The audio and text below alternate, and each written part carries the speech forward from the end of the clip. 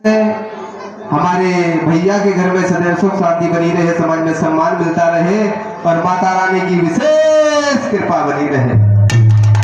आज मेरे प्रिय भक्तों जवाब दिया, मैं तेरे जैसी पागल नहीं हूं, समझ रही है?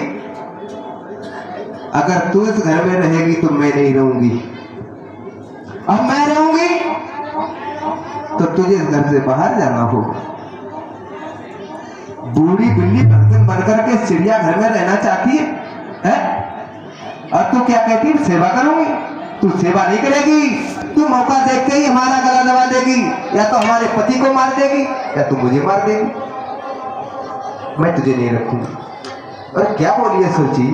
तो कहती सेवा कि जो मैं तुझको बच्चा दूंगी तो गला घोट खाए जाएगी।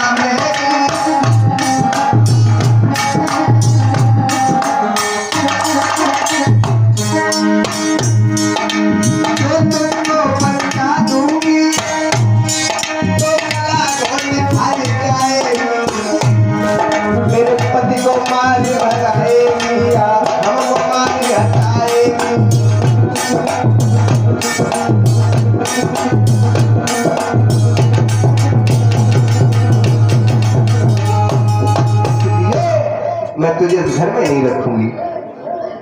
अगर तुझे मुझे इस घर में रखना है तो तुझे बाहर जाना होगा। कोई बात नहीं, मैं चली जाऊंगी। चली जाएगी तो खड़ी खड़ी क्या देख रही? चल जा, निकल जा। खेतों में झोपड़ी रखवा दी जाएगी, वहीं पर रहना एक चाकी रखवा दी जाएगी, एक सिर जौ मिलेंगे, पीस करके खा लेना, अपना गुजारा कर। अगर ये तुम्हें मंजूर है तो मैं इस घर में रहूंगी, नहीं तो मैं जा रही हूँ। जवाब दिया कोई बात नहीं है बहन, ये कोई ज्यादा बड़ी बात नहीं है। मैं अपने पति के लिए हर दुख सहन कर सकती हूँ। आज जो है महारानी को खेतों में डाल दिया गया, छोटी रानी को महलों में रखा गया। धीरे धीरे समय बीता भक्तों। एक दिन दुखिया रोने लगी, बाजी बा कैसी है ये मेरी किस्मत।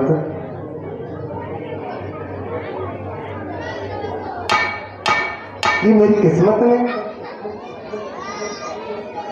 जहर घोल दिया। हे प्रभु, मैं क्या करूं?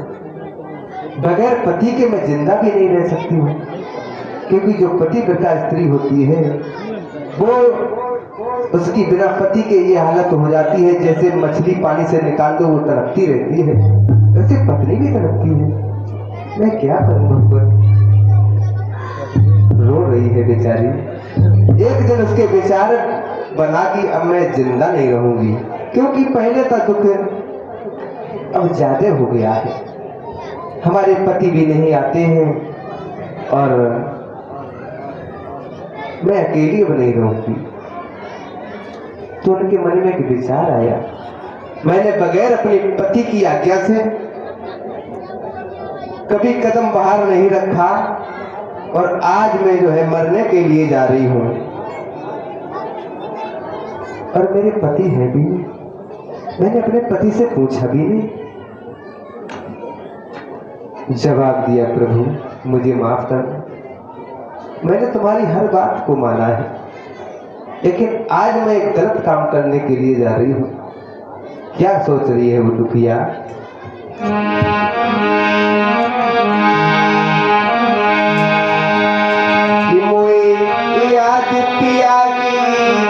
आई रही है, मैं तो जा रही हूँ।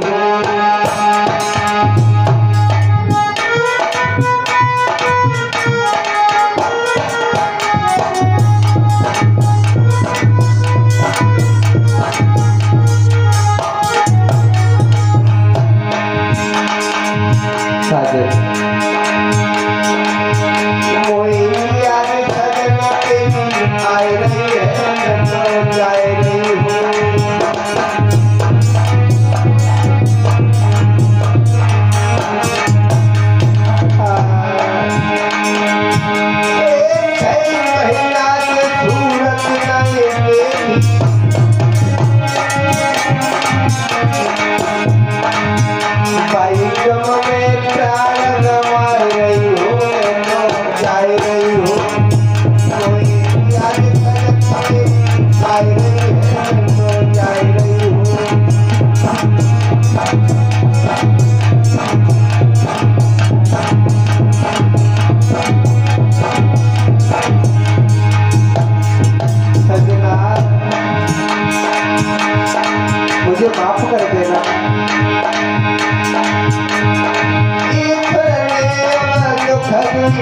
लो,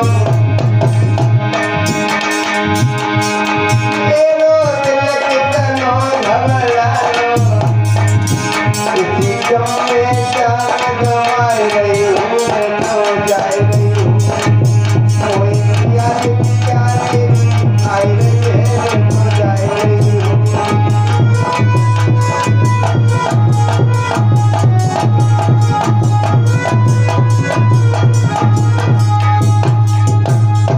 आज इधर चली है महारानी,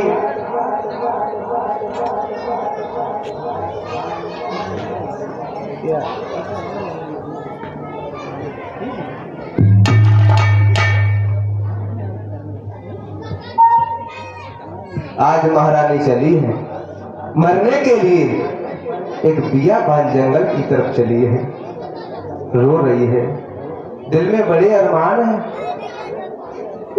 दुखिया बिलखती हुई जा रही है, सोच रही है कि मैंने बगैर अपने पति की आज्ञा से घर से बाहर नहीं निकाला कदम, आज मैं जंगल में मरने के लिए जा रही हूँ। अगर हमारे पिया सुनेंगे तो बड़े परेशान हो जाएंगे, हमारे लिए बड़ा तड़पेंगे। मैया सोचती हुई जैसे जंगल में पहुंची, भक्तों जंगल में देखा है जीव जंतुओं ने, भाग करके मैया के पास में आ गई और जवाब दिया, माँ मैं जानता हूँ तू मरने के लिए आई है, रात में तू मरने के लिए आई है, लेकिन मरे ना माँ, मरे ना, तेरे पुत्र नहीं हुआ कोई बात नहीं, मुझे अपनी गोद में उठा ले, मुझे अपनी गोद में उठा के खिला ले माँ, ये समझना कि मैं तेरा बेटा हूं, लेकिन माँ मरे नहीं। खरगोश का बच्चा भाग करके आ जाता है, मैया की गोदी में बैठ गया, आंसुओं को पोंछने लगा है माँ, तो पुत्र के लिए मरने के लिए आई है जंगल में, लेकिन हे माँ मैं तेरा पुत्र हूं, मैं तेरे साथ रहूंगा, तेरा कभी साथ नहीं छोड़ूंगा, लेकिन माँ तुम मरे नहीं मेरी माँ। आज पशुपक्षी समझा रहे हैं माँ को, माँ के आंखों से आंसू छलक रहे हैं, मेरे बेटा बात वो नहीं है, बात ये है कि मेरे पिया भी हमारे पास में नहीं आते, मेरे सुख दुख की कभी पूछने नहीं आते हैं, मेरा जीवन सूना है बेटा, मैं अभागिन हूं, मुझे मर जाने दो, मुझे मर जाने दो। और कुआं के पास में खड़ी होकर के माँ भगवान से कहने लगी है, प्रभु आज मैं जा रही हूँ, तुम्हारी गोदी में आ रही हूँ। उसी समय भगवान सोचने लगी, अगला आत्महत्या करने जा रही है, एकदम एक संत का रूप धारण करके आ गए, ओ लड़की रात में जंगल में क्या करने आई है, और कुआं के पास क्यों पड़ी है? दोनों हाथ जोड़ी मैया, जवाब दिया, बाबा जी आप अगर महात्मा हो तो आपको मालूम होना चाहिए, एक कमला अंधेरी रात में बियाबान जंगल में कुआं के पास क्या कर रही है। तो महात्मा ने कहा, बेटी मुझे एक प्रश्न का उत्तर दे दे। महात्मा ने क्या प्रश्न पूछा?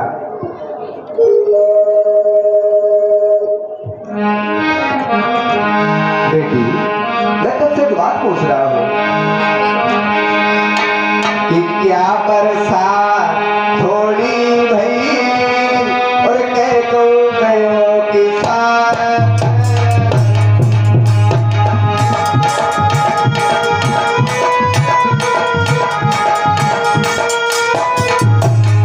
बेटी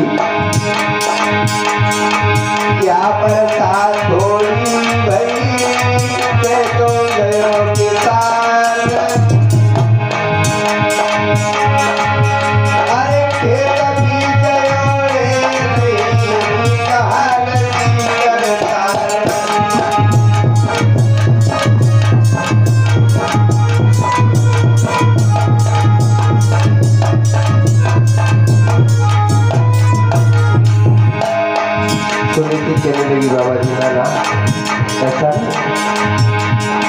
ना परसा थोड़ी भई ना तुम गयो किसान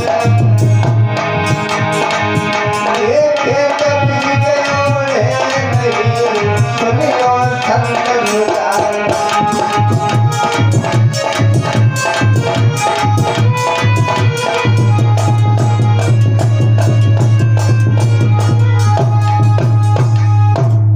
कुछ भी नहीं है भगवान, ऐसा कुछ भी नहीं है।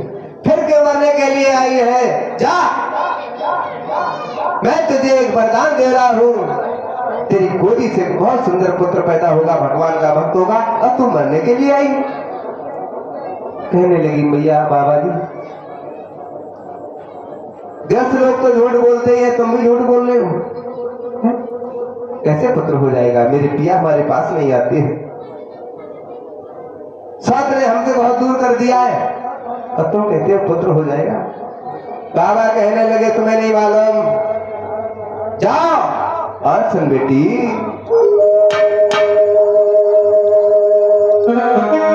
कि तेरी गोदी में ललाई कयाए जाए गो घर लौट जाइए।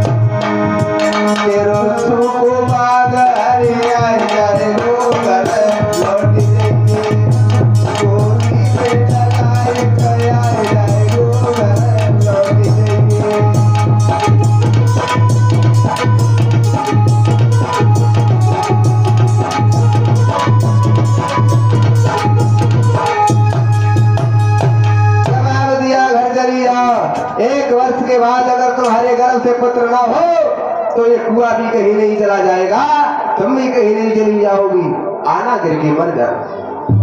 महात्मा की बात पर संतोष हुआ है महारानी को, कोई बात नहीं, अगर आप कह रहे हो तो मैं जा रही हूँ। लौट आई बेचारी, रहने लगी, लेकिन इंतजार उस दिन का है, कब आएगा मेरा फूल, कब गोदी में खिलौना आएगा, इंतजार कर रही है महारानी।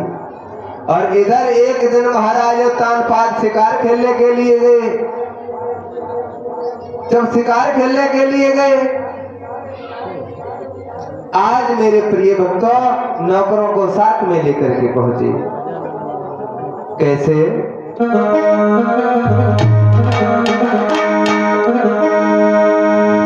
कि चलो है बलकारी करेंगे घोड़ा की सवारी करो,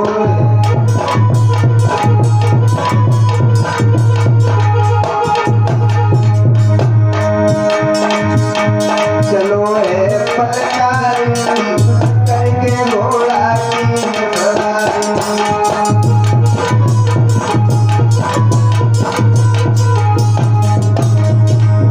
अरे टिकट बनी राजा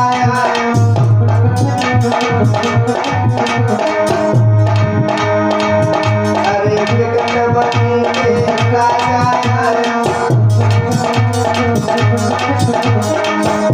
देख करने आए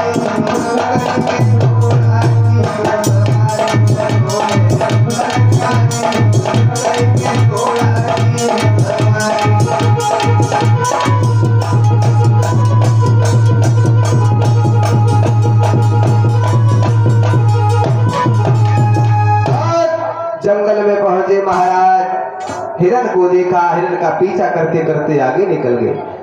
नौकर लौट करके आ गए, रात हो गई। महारानी ने पूछ दिया महाराज नहीं आए, जवाब दिया वो नहीं आए, वो हिरण का पीछा करते करते आगे निकल गए। अच्छा कोई बात नहीं, खाना खाओ सो जाओ, हमारे महाराज बहुत बड़े बलवान हैं, वो जरूर लौट करके आएंगे, उन्हें कुछ नहीं होगा। महारानी भी सो गई, सब सो गए। रात में राजा आई, कुंडी को खटखटाई, सुरजी सुरची, सुरची,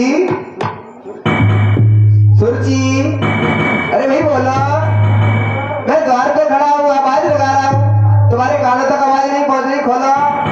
सुरची, अब सुरची काय कोट है, तो 8 ही बजे रोटी खाए के धोए गई परिचित महाराज है? लेकिन महाराज के दिमाग में झटका लगा। अच्छा हुआ नकटी सोई गई, आज मैं अपनी बड़ी रानी के पास में जाऊंगा। महाराज को जब बड़ी रानी का ध्यान आया कि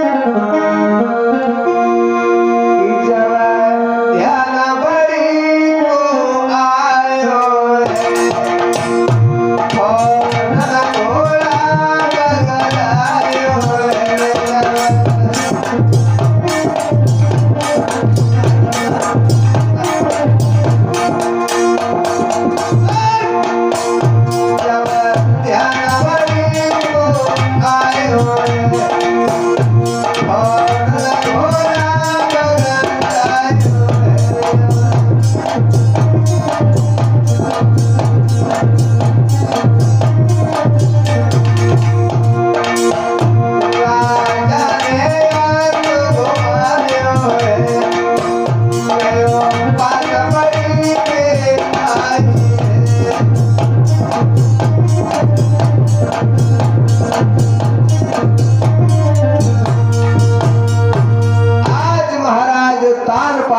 बड़ी रानी के झोपड़ी की तरफ बढ़े हैं, आवाज लगाने लगे, सुनीति, सुनीति। और जो सुनीति ने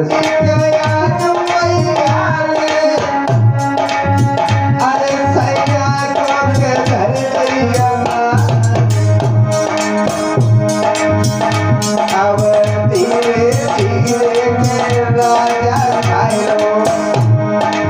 दिल अपने